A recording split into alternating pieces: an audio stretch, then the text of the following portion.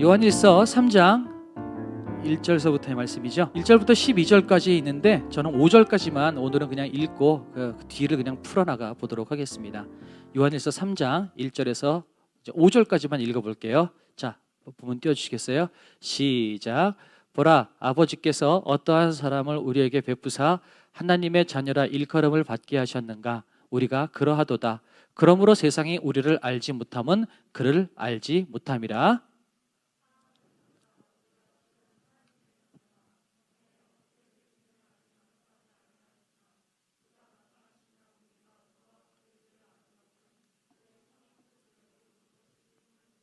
주를 향하여 이 소망을 가진 자마다 그의 깨끗하심과 같이 자기를 깨끗하게 하느니라. 다 같이 그가 우리 죄를 없애려고 나타나신 것을 너희가 아나니 그에게는 죄가 없느니라. 아멘. 요한일서를 생각을 하다가 죄의 얘기가 되게 많이 나오거든요. 근데 제 안에 별로 뭐라고 그럴까요? 감흥이 없다고 할까요? 뭔가 제 안에 임팩트가 별로 잘 안 생기는 거예요. 그래서 왜 그럴까라고 생각해 보니까 우리는 살아가는 게 너무 어렵다 보니까 우리를 격려하시는 하나님, 위로하시는 하나님, 힘주시는 하나님, 여기에 우리 생각이 굉장히 많이 집중되어 있어요. 그리고 돌이켜보면 제 설교도 거기에 더 많이 집중이 되어 있었던 것 같아요. 그런데 사실 신앙생활의 제일 출발점은 뭐예요? 우리 사형리 전도할 때도 제일 먼저 우리 무슨 얘기예요? 하나님이 우리를 창조하셨는데 우리가 죄인이다라는 얘기에서부터 출발을 하거든요. 그러니까 이 죄의 문제는 우리가 신앙생활을 하는 첫 출발점이에요. 그런데 우리가 죄라는 것에 대해서 심각하게 고민한 기억이 별로 없는 거예요. 왜냐하면 지금은 우리는 잘 살고 있으니까. 하나님의 사랑받을 만한 자격이 전혀 안 되는데 여러분 이렇게 심각하게 여러분 스스로를 자책하고 여러분 울어본 기억이 언제쯤 있으세요? 죄라는 문제 때문에 여러분 심각하게 자기 자신에 대해서 막 가슴을 치고 애통해 본 적이 여러분 얼마나 있으세요? 죄라는 그 무게가 여러분에게 얼마나 무겁고 막중한지를 여러분 한번 생각해 보신 적이 언제쯤 있으세요? 별로 없을 것 같아요. 그러다 보니까 이 죄의 얘기가 나한테 그렇게 심각하게 다가오지 않는 거예요. 그냥 나한테 지금 심각하게 다가오고 있는 건 지금 내 삶의 문제가 너무 어려운데 이 문제를 하나님이 해결해 주실까 안 해주실까 여기가 더 많이 관심이 있는 거지, 아무런 자격 없고 아무런 쓸모없는 나 같은 인간, 나 같은 죄인, 여기에 우리가 생각해 본 적이 별로 없는 것 같아요. 그러다 보니까 이 죄의 문제가 심각하지 않으니까 그 죄를 이기게 하신 하나님의 사랑이 나한테 강하게 다가오질 않는 거죠. 그래서 이게 우리의 고질적인 문제겠구나, 심각한 문제겠구나라는 생각이 듭니다. 그래서 이걸 여러분에게 납득시키고 설득시키려고 하는 것이 아니라 우리가 오늘 기도하고 싶은 것은 뭐냐면 하나님의 사랑이 여러분에게 절절하게 느껴졌으면 좋겠어요. 성경에서 이야기하고 있는 그 죄, 여러분 우리는 하나님께서 우리를 그냥 고개 돌려버리시면 지옥불에 떨어질 수밖에 없는 심각한, 정말 가치 없는 무가치한 존재, 쓰레기와 같은 존재라는 이 사실에 대해서 우리가 심각하게 고민해 본 적이 별로 없어요. 이거 우리가 죄의 문제를 잘 모르는구나 라는 생각이 들었었어요. 이게 제가 했던 넋두리 중에 하나고요. 또 하나는 최근에 어떤 일이 있었냐면 저한테 아들이 둘이 있잖아요. 둘 중에 누군지는 여러분 추측하세요. 확률은 50대 50입니다. 두 아들 중에 하나가 저한테 이런 얘기를 하더라고요. 제가 아버지로서의 자격이 있다 없다라는 걸 논의할 수 있는 건 아니지만 특정 어떤 그 내용 하나, 어떤 카테고리 한 부분에 대해서는 나에게 아버지로서 나에게 조언할 자격이 없습니다라는 얘기를 저한테 한번 하는 거예요. 그 이야기를 듣고 나니까 충격을 받았어요. 정말 내가 이놈의 자식 먹여 살리겠다가 돈 그렇게 퍼발르고 있는데 막 이런 생각을 하면서 정말 서운하기도 하고 이루 말할 수 없는 충격을 정말 많이 받았어요. 그런데 한편으로는 그러면서 아버지도 그렇게 안 살았기 때문에 나한테 그렇게 얘기할 자격이 없습니다 라는 얘기를 들으면서 한편으로는 납득이 된다라는 생각이 들었어요. 맞다, 내가 일단 삶으로 그걸 보여주지 못했으니 이 부분에 대해서 내가 이야기해도 그것이 힘을 발휘할 수 없겠구나라는 생각을 했어요. 이게 두 번째 넋두리고요. 이제 세 번째 넋두리. 저는 이 세상에서 사람으로서 하나님 말고 가장 사랑하고 존경하는 사람이 누구냐라고 물어본다면 저는 주저없이 우리 아버지를 얘기를 해요. 왜 그러냐면 지금 아버지의 모습을 보면 참 몇 가지 존경할 만한 것이 많았었는데 뭐냐면 우리 어머니가 소천하시기 직전까지 정말 많이 이렇게 병 때문에 아파하시고 힘들어하셨거든요. 근데 그걸 우리 아버지가 다 병간호를 하시더라고요. 간호하시고 정말 야, 나 같으면 저렇게 못하겠다 싶을 정도로 어머니 수발을 다 드셨어요.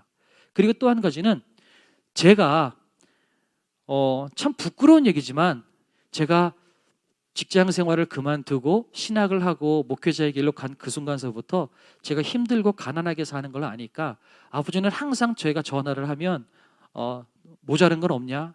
밥은 먹고 사냐? 이 말씀 하시면서 꼭 정말 20만 원, 30만 원씩 주셨어요. 그거 보면 여러분이 보셨을 때 제가 어떻게 보일지 모르지만 참 가치 없고 자격 없는 삶을 살았던 사람 중에 하나라는 생각이 들어요. 물론 속이 답답하실 때도 있었겠죠. 그런데 그럼에도 불구하고 저를 돕고 날 섬기는 것을 아버지는 포기하지 않으셨었어요. 그래서 저는 이 세상에서 존경하는 분 그러면 아버지를 저는 이야기를 해요. 그러다가 지금은 이제 아버지 홀로 계신데 지금 어떤 생각이 드냐면 야, 이렇게 훌륭하신 아버지께 내가 누가 되면 안 되겠다. 지금부터라도 그동안 효도 못했지만 지금부터라도 내가 할 수 있는 한 효도하며 살았으면 좋겠다라는 생각이 제 안에 항상 남아 있어요. 그러다 보니까 뭐 월요일 날 제가 시간이 날 때마다 저는 꼬박꼬박 부모님 댁에 가서 아버지랑 같이 식사를 같이 하고 있어요. 그렇게 식사를 항상 하면서 아버지를 모시고 아버지님을 뵙고 있고 조금이라도 도움이 되고 아버님을 좀 섬겨드리고 싶은 것이 있다면 섬기려고 노력을 하고 있어요. 아버지도 허리를 수술을 한 3번을 하셔가지고 잘 못 걸으세요. 일도 못 하시고 이제는 집에만 앉아 계세요.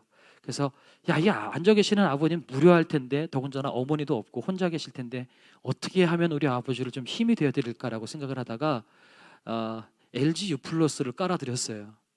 왜냐하면 세계 통신사 중에 거기만 유튜브가 있더라고요. 텔레비 어플이 유튜브가 있어요. 그래서 그 유튜브 들어가서 계정 가입시켜드리고 제 채널, 성진교회 채널, 청년부 채널 이거를 구독을 다 시켜놔드렸어요. 아마 지금도 아마 아버지 보고 계실 거예요. 그러니까 우리 교회 예배는 다 보고 계세요. 그리고 제 묵상 영상 지금 지난 그 목요일 날 20명 봤다고 그랬잖아요. 그 중에 한 명은 우리 아버지예요. 그러니까 청년들은 19명 봤다는 거지. 그죠? 심각한 얘기죠. 아무튼 그래서 신앙생활 못하고 계신 아버님께 제가 해드릴 수 있는 거는 신앙생활을 하실 수 있도록 도와드리는 것밖에 할 수 있는 게 없겠다. 그래서 성경책 큰 거 하나 사드리고 그다음 성경 낭독하는 카세트 하나 사드리고 그 다음에 유튜브 채널 열어서 매일같이 예배 드릴 수 있도록 해드렸어요. 갈 때마다 찬양이 틀어져 있어요. 유튜브로 찬양이 틀어져 있고요. 하여튼 그거 하나는 정말 제가 효도한 것 같아요. 잘한 것 같아요. 자, 지금 이게 여러 가지 넋두리를 했는데요. 왜 이 이야기를 하냐면 이제 본문으로 들어가 봅시다. 1절 한번 띄워봐 주실래요? 보라라고 이야기를 하고 있어요. 여기서 보라라고 이야기하고 있는 것은 주목해봐라 라는 뜻이지만 그냥 냉정하게 보라라고 하는 의미를 가지고 있는 게 아니에요. 극 감탄사가 표현되어 있는 거예요. 와, 하나님이 이런 분인 거야 라고 지금 요한이 이야기하고 있는 거죠. 아버지께서 어떤 사랑을 우리한테 베풀어 줘야 되면 봐봐. 기가 막힌 사랑을 베풀어 주셨어. 멋있는 하나님이야. 우리를 하나님의 자녀라 일컬음받게 만드신 그 하나님의 사랑이 얼마나 멋있는지 너희 알아? 한번 봐봐. 한번 느껴봐. 한번 경험해봐. 이 이야기를 지금 요한이 하고 있는 거예요. 그러면서 우리가 그러하도다. 그 아버지의 사랑의 결실이 바로 우리다라는 이야기를 하고 있는 거예요. 그러므로 세상이 우리를 알지 못하면 그를 알지 못함이라. 그 하나님의 놀라우신 사랑, 하나님의 역사를 제대로 깨닫지 못하니까 그 하나님의 역사로 인해서 우리가 얼마나 인생의 극반전을 이룬 존재가 되었는지를 우리가 모르는 거죠. 세상이 그러니까 우리를 손가락질하고 우리를 이해 못하는 거죠. 그런데 하나님을 아는 사람이라면 하나님의 사랑이 얼마나 크고 위대한지 한번 봐봐. 기가 막힌 거야. 제가 왜 아까 저를 40대까지 용돈을 받은 쓰레기라고 얘기하는지 아세요? 제가 쓰레기라고 얘기한 거는 그 값어치 없는 인간을 끝까지 포기하지 않으시고 용돈을 주셨던 아버지가 계시니까 지금 제가 있는 거죠. 무슨 얘기냐? 여러분 한 사람 한 사람을 놓고 보면 여러분 다 가치 없는 인간들이에요. 여러분 지금 이 모양대로 천국에 그대로 간다고 생각해 보세요. 여러분 천국 가고 싶겠어요? 천국 가서도 이런 사람들 만나고 싶지 않아요. 약간 농담이긴 하지만 아무튼 생각해 보세요. 나 같은 사람이 천국에 잔뜩 있다고 생각해 보세요. 와, 그 천국이 천국 같을 것 같아요? 그런데 나 같은 인간을 하나님이 천국 백성으로 만들어 주신다라는 거예요. 이게 얼마나 멋있는 거예요. 여러분 안에 얼마나 많은 육체의 가시가 있어요. 얼마나 많은 단점들이 있어요. 얼마나 많은 여러분 스스로를 자책할 만한 이슈들이 얼마나 많이 있어요. 근데 하나님이 여러분을 포기 안 하시고 하나님이 여러분 때문에 당신의 하나밖에 없는 독생자 예수 그리스도 외아들을 버리시고 여러분을 선택하셨다니까요. 우리를 양자되었다라고 이야기하죠. 예, 친자식을 버리고 양자를 삼으신 거예요. 여러분이 그럴 만한 가치가 돼요? 근데 하나님이 그러셨기 때문에 우리가 지금 이렇게 예배를 드리고 있고 우리는 천국으로 갈 수 있는 사람들인 거예요. 하나님의 아들이라 일컬음을 받는 사람이 되었다라는 거죠. 이게 얼마나 멋있는 거예요. 여러분 생각해 보세요. 그런데도 상관없이 하나님은 여러분은 여러분의 자녀로 삼아 주셨어요. 누구를 버리고요? 아들을 버리고, 진짜 사랑하는 아들을 버리고, 하나밖에 없는 아들을 버리고요.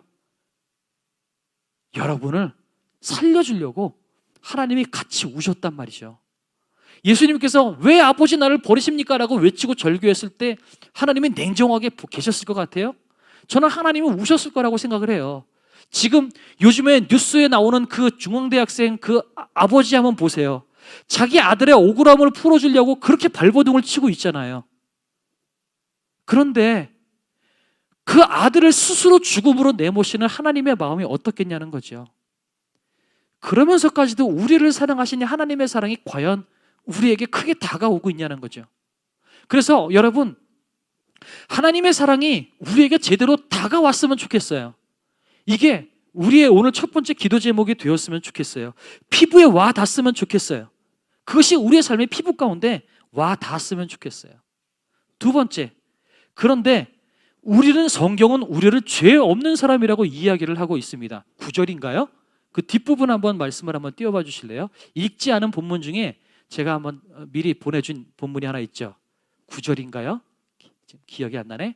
아, 맞죠? 자, 이거 한번 같이 한 목소리로 읽어볼까요? 시작. 하나님께로부터 난 자마다 죄를 짓지 아니하나니 이는 하나님의 씨가 그의 속에 거함으로 그도 범죄하지 못하는 것은 하나님께로부터 났음이라. 계속 한번 잠깐 띄어나 봐주세요. 여러분의 삶과 저 본문을 한번 비교해 보자는 거죠. 하나님께로부터 난 자마다 죄를 짓지 않는데요. 독생자 예수 그리스도를 죽이시고 우리를 하나님의 양자로 삼아 주셨기 때문에 우리는 죄를 짓지 않는데요. 여러분은 죄를 짓지 않는데요. 자, 이제 여러분에게 묻겠습니다. 여러분 죄 안 짓고 사세요? 여러분 오늘 오기 전에 어저께 하루의 삶을 여러분의 반추해 봤을 때 여러분 나는 죄 안 지었어 라고 여러분 자신 있게 단언할 수 있는 사람이 몇이나 되겠어요? 그런데 성경이 거짓말을 이야기하고 있지 않을 텐데 왜 성경이 하나님께로부터 난 자마다 죄를 짓지 않는다라고 이야기할까요? 우리는 죄를 지어요. 분명히 죄를 지어요. 그런데 왜냐하면 우리가 하나님께로 났고요.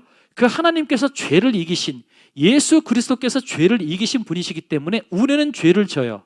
그러나 우리가 죄를 지었을 때에 그 죄를 가지고 하나님 앞에 가지고 나가면 예수 그리스도 앞에 가지고 나가면 주님께서 그 모든 죄를 사해 주시기 때문에 우리가 지속적으로 의도적으로 죄의 상태 가운데 머물러 있지 않는다라는 얘기가 죄를 짓지 않는다라는 표현을 하고 있는 거예요.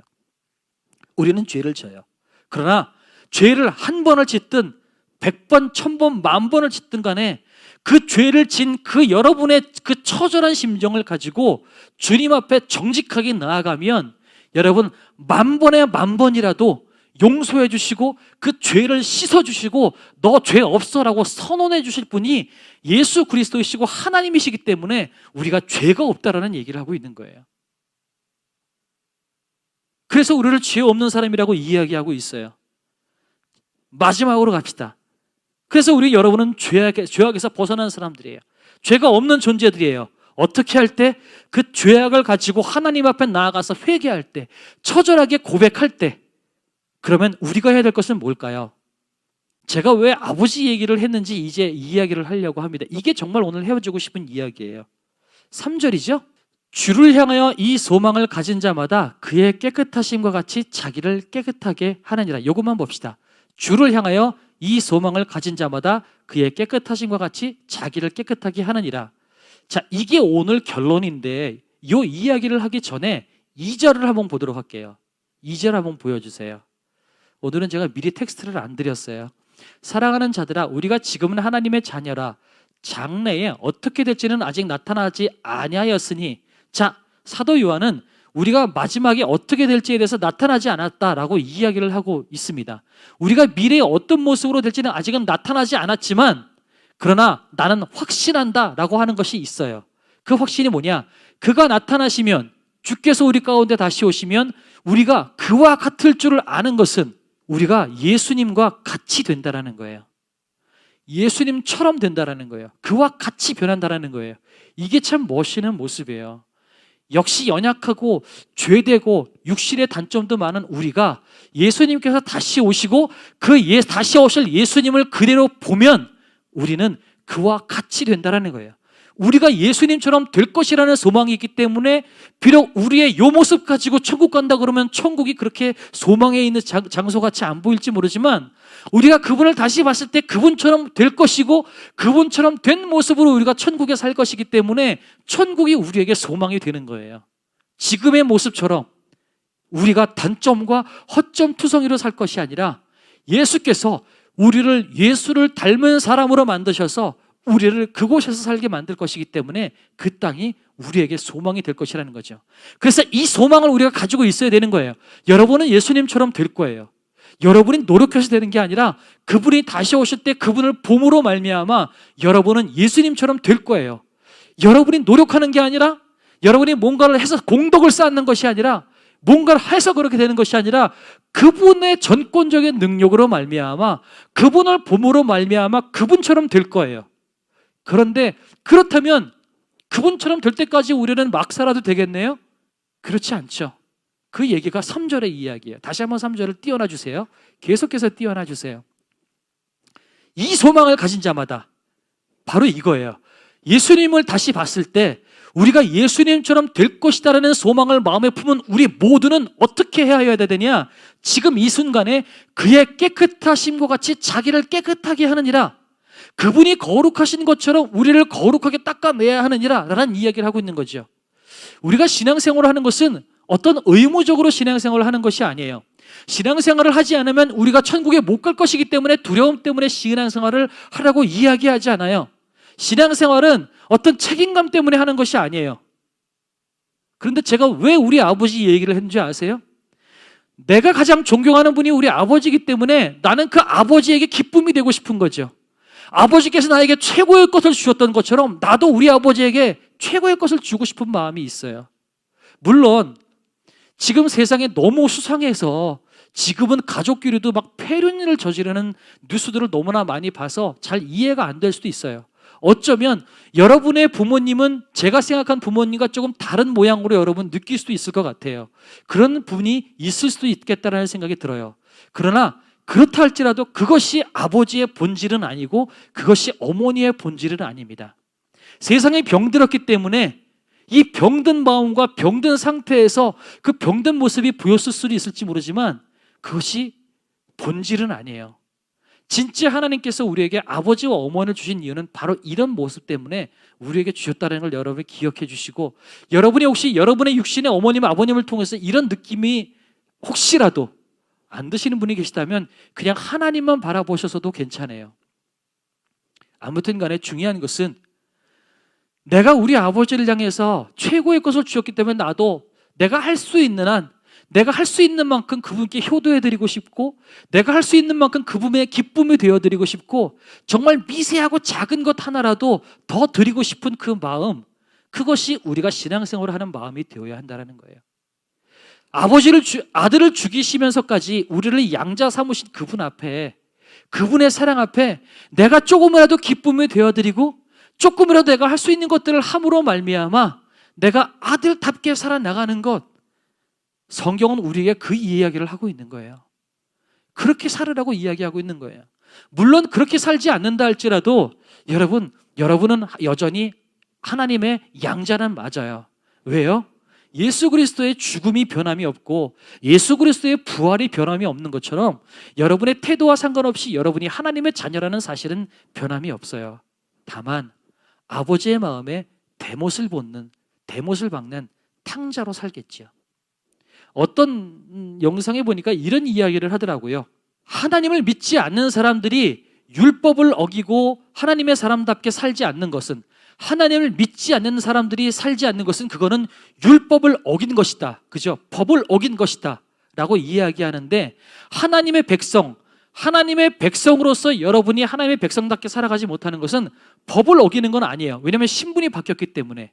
하나님을 하나님으로 그냥 여기고 있다면, 하나님을 아버지가 아니라 하나님으로만 여기고 있다면, 그리고 하나님이 명령하신 것들을 여러분이 안 지키고 있다면 그것은 법을 어기고 있는 거예요.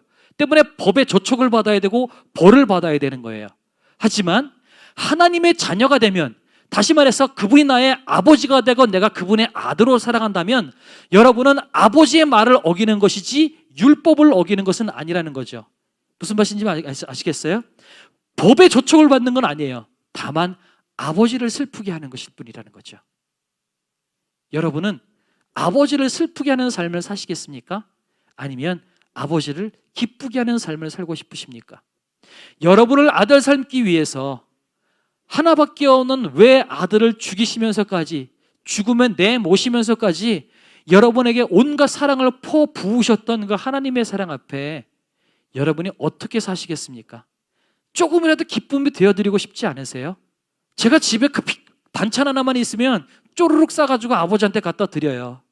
아버지 반찬 하느라 힘드실까 봐 조금이라도 편안하게 밥 드시라고 반찬이 있으면, 조금이라도 있으면 나눠가지고 아버지 갖다 드려요. 김치가 생기면 아버지 갖다 드리고, 어른들이 저한테 식사하시라고 반찬 사주시고 저한테 그러면 저는 그거 바리바리 모아다가 아버지 갖다 드려요. 제가 조금이라도 해드릴 수 있는 것, 제가 섬길 수 있는 것이 그거밖에 없으니까. 여러분은 어떻게 하시겠어요? 여러분에게 생명까지 내어주신 그 아버지, 사랑의 아버지, 하나님 아버지 앞에 여러분 뭔가 해드려야 되는 거 아닐까요? 그냥 여러분 탕자로만 살고 싶으세요? 뭔가 해드리고 싶어요. 그분이 사랑이 느껴진다면 저는 당연히 그래야 된다고 생각이 들어요. 근데 왜 그게 안 될까요? 그분의 사랑이 여러분 가운데 느껴지지 않아서 그래요. 그분의 사랑이 가슴에 와닿지 않는 거죠. 아들을 죽이면서까지 날 살렸는데 그 사랑이 안 느껴지는 거예요. 나 하나 살리자고. 여러분의 이름을 한번 넣어서 한번 얘기해 보세요. 나 같은 것 하나 살리자고 하나밖에 없는 외아들을 죽이신 그 하나님, 여러분을 살리자고 그렇게 눈물을 뿌리셨던 하나님, 여러분 하나 살리자고 그렇게 처절한 길을 걸으셨던 하나님, 그 하나님 앞에 그 사랑이 느껴지지 않으니까 우리는 그분 앞에 아무것도 해드리고 싶은 마음이 안 생기는 거죠. 그러니 제발 묵상 좀 하라고 그러고, 제발 예배 좀 드려달라고 그러고, 제발 하나님 앞에 나오라고 이야기하는 거죠. 그분이 사랑이 느껴진다면 자발적으로 모이지 않겠어요? 자발적으로 그분 앞에 나오지 않겠어요? 왜 신앙에 많은 사람들이 목숨을 걸고 예수가 그리스도라는 사실 앞에 자기 목숨을 걸고 나갔을까요? 전도해야만 되기 때문에? 아니요. 그 사랑이 절절해서 그 사랑 앞에 내가 뭔가라도 하고 싶어서 했던 게 아닐까요? 근데 우리는 그 사랑이 느껴지질 않아요. 별로 하고 싶은 마음이 안 생겨요. 그 사랑이 내 안에 들어와 있지 않으니까. 그래서 지금 이 설교를 통해서, 이 시간을 통해서 여러분에게 그 사랑을 여러분에게 100% 전달해 드릴 수가 없습니다. 왜냐하면 제 언어의 한계 때문에, 제 능력의 한계 때문에 여러분, 제가 아무리 항변하고 외친다 할지라도 그 사랑이 여러분 가운데 그렇게 100% 절절하게 들어가지 못하리라 생각이 듭니다. 다만 앞으로 저는 여러분의 그것을 놓고 집중적으로 기도하도록 하겠습니다. 여러분도 다른 모든 것보다 하나님, 나를 향하시니까 하나님의 사랑이 절절하게 내 안에 느껴지게 하나님 도와주십시오. 전도는 그 다음이에요. 헌금도 그 다음이고요. 묵상도 그 다음이고요. 예배도 그 다음이에요. 사랑이 느껴져야죠. 그분과의 관계가 세워져야 그 다음 뭔가를 해야 될지가 내 안에 세워지지 않겠어요? 그 다음에 무엇을 해야 될지는 자발적으로 여러분 안에 나타나실 거예요. 성령께서 여러분을 가르쳐 주실 거예요. 아버지를 사랑하고 섬기면 반찬 갖다 드려라, 뭐 해라, 공식에 나와 있나요? 아니에요. 그냥 내 안에 내가 존경하는 아버지가 있고 그 아버지께 무엇이라도 해드리고 싶은 마음이 있으니까 자발적으로 생겨지는 마음들이 이런 마음들인 거예요. 우리가 하나님을 사랑하면 우리가 그 안에 자발적으로 느껴지는 것이 있지 않겠어요?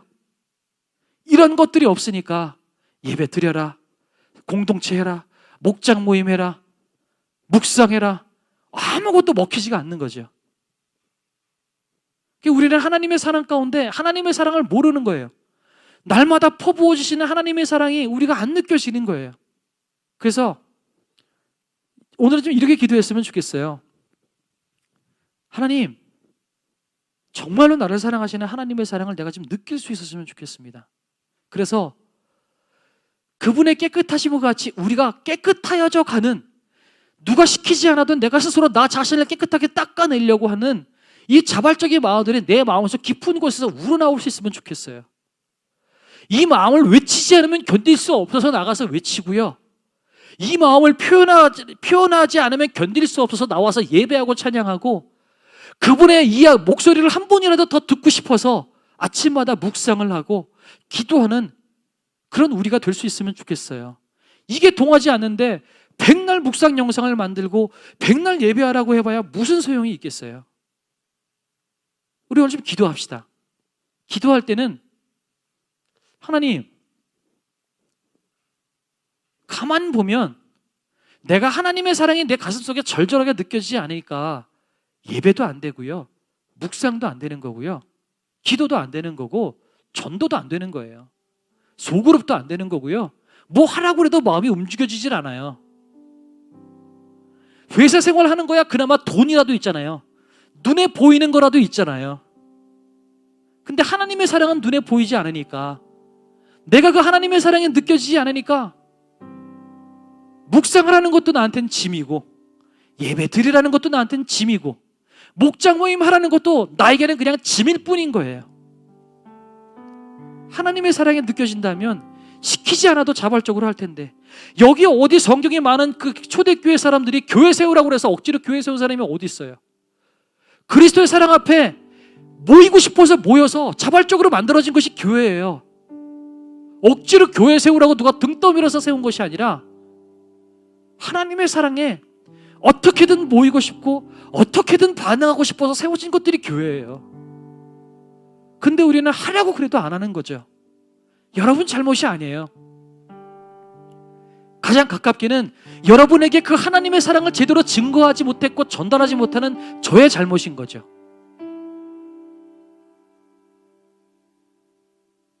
우리 아들이 저한테 아버지가 이것을 본론 보이지 못했기 때문에 이것에 대해서 이야기할 자격이 없어요 라고 이야기하는 것처럼, 우리가 신앙의 본을 보이지 못했으니, 하나님은 우리를 그렇게 사랑한다는 본을 보이지 못했으니, 여러분이 하나님의 사랑을 느끼지 못하는 것도 어찌 보면 당연한 거인 것 같아요.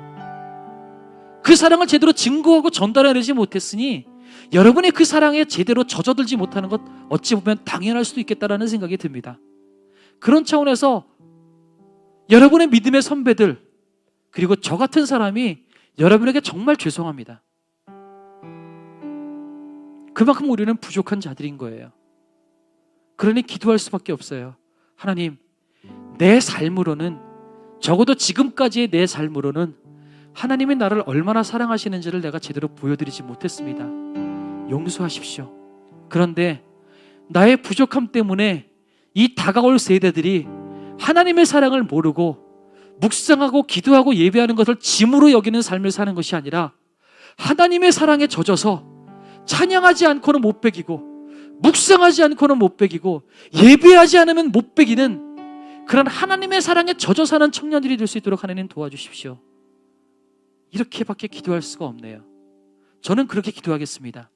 여러분 이렇게 기도해 주십시오. 하나님, 내가 저 부족한 목사님을 통해서, 또 부족한 우리 믿음의 선배들을 통해서 하나님의 사랑이 어떠한지를 제대로 못 들었습니다. 경험하지 못했습니다.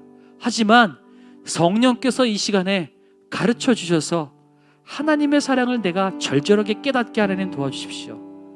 그래서 그 하나님의 사랑 앞에 내가 반응하지 않고는 못 배길 만한 하나님의 사랑의 사람이 될 수 있도록 하나님 도와주십시오. 사랑의 청년이 되게 하나님 도와주십시오. 사랑의 사도 요한처럼 사랑의 청년이 되게 하나님 도와주십시오. 우리가 그런 청년이 되기를 원합니다. 그렇게 여러분의 삶을 주님께 올려드리면서 우리 잠깐 기도하며 나가도록 하겠습니다. 기도합시다. 주님,